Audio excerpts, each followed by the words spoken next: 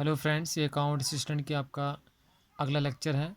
Part second है। Part first में आपको मैंने कॉन्स्टिट्यूशन फॉर्मेशन बताया। आज मैं आपको फंडामेंटल राइट्स बताऊंगा। ठीक है, फंडामेंटल राइट्स क्या है? फंडामेंटल राइट्स जो हैं बेसिक राइट्स हैं जो कि ऑल डेवलपमेंट ऑफ ह्यूमन के लिए ज़रूरी होती हैं। ठीक है, फंडामेंटल राइट्स का आपको पता होगा कि हमने बहुत सारे कंसेप्ट जो हैं, कॉन्स्टिट्यूशन जब हमारा बना था हमने चीज़ें बाहर से ली हैं। तो फंडामेंटल राइट्स कहाँ से लिए गए? यूएसए। क्वेश्चन जब आएगा तो बड़े सारे ऑप्शन होगा, यूएसए, रशिया। क्या आपने क्या लिखना है?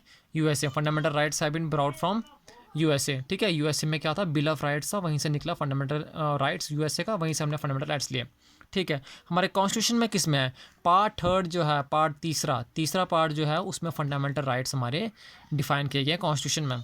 अब पार्ट थर्ड है तो उसके अंदर आर्टिकल्स होंगे। तो कितने आर्टिकल्स हैं? आर्टिकल 12 से लेके 35 तक ले जो है वो हमारे फंडामेंटल राइट्स को डील करते हैं। ठीक है, article 12 to 35 deals with fundamental rights. अच्छा, ये जो आर्टिकल हैं अगर हम बात करें इसमें, तो इसमें पहले ये 7 थे। ठीक है, 7 आर्टिकल्स थे इसमें जो कि डिवाइड होंगे, जैसे डिवाइड होंगे, बट अब जो है 6 हैं, क्योंकि 44th अमेंडमेंट जो हुआ था 1978 ने, उसमें जो है राइट टू प्रॉपर्टी को डिलीट कर दिया था एज ए फंडामेंटल राइट। ठीक है, उसको डिलीट कर दिया था। पहले फंडामेंटल राइट था, अब उसको डिलीट कर दिया गया। अब उसको सिर्फ एक लीगल राइट रखा है आर्टिकल 300A के तहत। ठीक है, ओरिजिनल 7 थे, वो फिर कितने हो गए? 6 हो गए। ये जस्टिफेबल राइट्स होती हैं। ठीक है, अगर आपकी कोई जस्टिफेबल राइट्स का मतलब अगर वायलेशन हो रही है तो आप सुप्रीम कोर्ट जा सकते हो आर्टिकल 32 के तहत, और हाई कोर्ट भी आप इसमें जा सकते हो आर्टिकल 226 के तहत। ठीक है, ये आपको याद रखना है। उसके बाद बात करें, इसको थोड़ा सा और एक्सप्लेन करते हैं। आर्टिकल 12 से 35 तक क्या क्या है?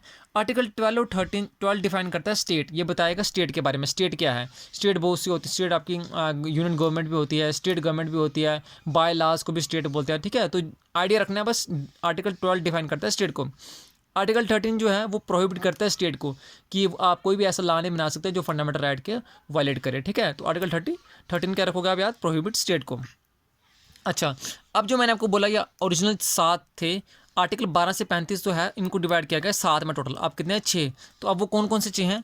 फर्स्ट है राइट टू इक्वालिटी। क्या है? राइट टू इक्वालिटी, इक्वालिटी होनी चाहिए। वो कहाँ से स्टार्ट होता है आपका? Article 14 to 18। क्यों? क्योंकि 12 डिफाइन करता है स्टेट को, 13 बोलता है प्रोहिबिट करता है स्टेट को। ठीक है, तो 14 अगला क्या है? 14 से लेकर 18 तक क्या है? Right to equality. क्या है? Right to equality. फिर आता है राइट टू फ्रीडम। ये कितना है? 19 से लेके 22 तक। 19 से 22 तक। फिर आता है राइट अगेंस्ट एक्सप्लॉयटेशन। एक्सप्लॉयटेशन नहीं होनी चाहिए। उसमें क्या आता है? Article 23 to 24। फिर आता है राइट टू रिलीजन। रिलीजन में कभी राइट आपके पास कितने? तो article 25 to 28। Then comes cultural and educational rights. ये किस में आते हैं? 29 and 30। ठीक है, इसमें ही मिलता है right to minorities to establish educational institution. फिर आता है आपका right to constitutional remedies. Article 32। Constitutional remedies मतलब कॉन्स्टिट्यूशन में रेमेडी रखी गई है कि अगर आपको फंडामेंटल राइट वायलेट होगा तो आप आर्टिकल 32 के तहत सुप्रीम कोर्ट में जा सकते हैं।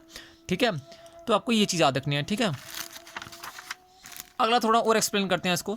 जो ये राइट टू मैंने आपको बताया एक आर्टिकल जो वहाँ से निकल गया था 7th पार्ट, तो वो किस असल में था? किसमें? 19 में। आर्टिकल 19 का पहला का F पार्ट जो था वो डील करता था राइट टू प्रॉपर्टी। अब इसको वहाँ से एज ए फंडामेंटल राइट इसको वहाँ से रिमूव कर दिया और कहाँ रख दिया गया? इसको 300A में रख दिया है। अब ये क्या है? एक लीगल राइट है। देखिए सारे क्वेश्चन से आई जीके भी सारे एग्जाम्स में आ चुके हैं। जैसे राइट टू फंड प्रॉपर्टी से legal right, right to property comes in article 300A। तो ये सारे जितने भी हैं सारे के फैक्ट्स हैं, ये क्वेश्चंस बना के थ्योरी बनी है, फैक्ट्स बने। एक एक पॉइंट बहुत इंपॉर्टेंट है। वहाँ पर आपको पूछ सकता है right to equality deals with article 14 to 18। तो सारे जितने पॉइंट्स हैं सारे क्वेश्चन हैं, सारे के सारे इंपॉर्टेंट मैंने सारा कंपाइल करके, थ्योरी कंपाइल करके, क्वेश्चन कंपाइल करके मैं बनाता हूँ। अगला कुछ बेसिक इंपॉर्टेंट जो क्वेश्चन जो बिल्कुल क्वेश्चन पेपर में पूछ लिए जाते हैं, सीधा आता है right to equality under article 14 लिखना है। एबॉलिशन ऑफ अनटचेबिलिटी, अनटचेबिलिटी को एबॉलिश किया गया आर्टिकल 17 के तहत। फ्रीडम ऑफ रिलीजन भी पूछते हैं तो आर्टिकल 25। फिर पूछते हैं freedom of speech and expression किस आर्टिकल के तहत है? ये आर्टिकल बहुत इंपॉर्टेंट है, इसका ये आर्टिकल 19 के तहत है। इसमें भी ए से लेके एफ तक होता है। आर्टिकल ABCDEF, और एफ को बताया मैंने रिमूव कर दिया है राइट टू प्रॉपर्टी वाले को। ठीक है, इसमें एक और चीज़ बात थी, कोऑपरेटिव सोसाइटीज़ भी इसमें एडिड की गई थी फंडामेंटल राइट में 97 अमेंडमेंट 2003 तक। ठीक है, ये भी एक पॉइंट था, मैंने कहीं पढ़ा था तो मैंने इसमें डाल दिया, इंपॉर्टेंट लगता है। Cooperative societies are been added by amendment 97 amendment 2003। ये 2003 है। ठीक है, आगे हार्ट एंड सोल क्वेश्चन ये पूछते हैं, which of the article is known as heart and soul of the constitution. वो आर्टिकल क्या है? आर्टिकल 32 है। मैंने आपको बता दिया क्यों, क्योंकि इसमें सुप्रीम कोर्ट में जा सकते हो कि मेरा फंडामेंटल राइट वायलेट हो रहा है। इसको कॉन्स्टिट्यूशनल रेमेडीज भी बोलते हैं, ठीक है। किसने बोला था उसको constitutional remedy? Doctor BR Ambedkar ji, ठीक है। लास्ट लेक्चर में मैंने आपको बताया, इन्होंने ड्राफ्टिंग कमेटी के चेयरमैन थे ये, ठीक है। और right to life and liberty भी पूछते हैं, वो आर्टिकल कौन सा है? 21 है, ठीक है। तो ये बेसिक चीज़ें आ गई आपके, हमने देख लिया। फंडामेंटल राइट्स हैं, यूएसए से लिए गए हैं, पार्ट थर्ड में आर्टिकल 12 to 35 है। उसके बाद 7 थे, अब 6 हो गया। Right to property fundamental right नहीं है, अब लीगल राइट है अंडर आर्टिकल 300A। उसके बाद 12 डिफाइन करता है स्टेट को, 13 प्रोहिबिट करता है, 14 to 18 क्या है? राइट टू इक्वलिटी है। फिर उसकी 19 to 22 क्या है? Freedom of right to freedom है। उसके बाद एक्सप्लॉयटेशन है, राइट टू रिलीजन है। ये आर्टिकल इनके आपको याद रखना है। फिर हम इसमें आस पास जब क्वेश्चंस करेंगे तो बिल्कुल कंक्रीट वे में जाएंगे क्या क्या है इसका, ठीक है।